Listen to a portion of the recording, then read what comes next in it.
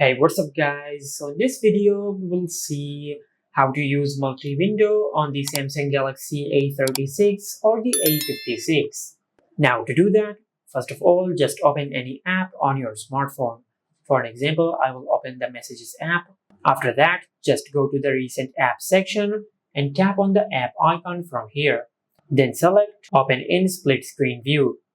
Now from here, just select any other app to open in split screen view. For an example, I will select Google.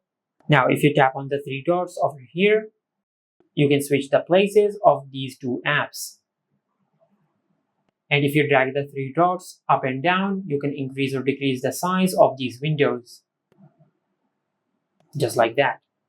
Now if you tap on the blue bar, you can set the app in full screen view, or you can set it in pop-up view. You can also tap on the app drawer and you can open any other app instead of the previous app, and you can also tap on the X icon to remove the app from split screen view.